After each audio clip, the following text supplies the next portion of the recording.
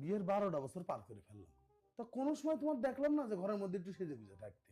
সব সময় এরকম ফকিরের মতো জামা কাপড় পরে থাকো, কেন একটু সেজে গুজে থাকতে পারো না? আমি সেজে গুজে থাকলে যদি তোমার ভালো লাগে, এখন তো সেজে গুজেই থাকবো।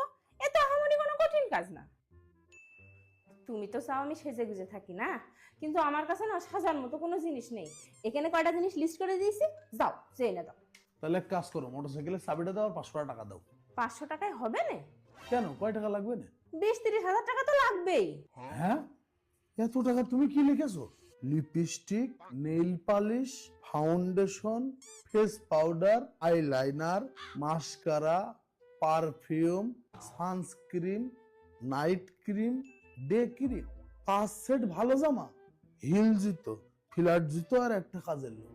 আচ্ছা সবই তো বুঝলাম, তা কাজের লোক লিখলে কি জন্য? মেকআপ করে কাজ করলে মেকআপ নষ্ট হয়ে যাবে না নে? হ্যাঁ, তুমি সারাদিন সেজে গুজে থাকো না, তাও তোমার দেখতে দেখতে আমার সারাদিন পার হয়ে যায়। আর তুমি সেজে গুজে থাকলে তো আমি কোনো কাজই করতে পারবো না।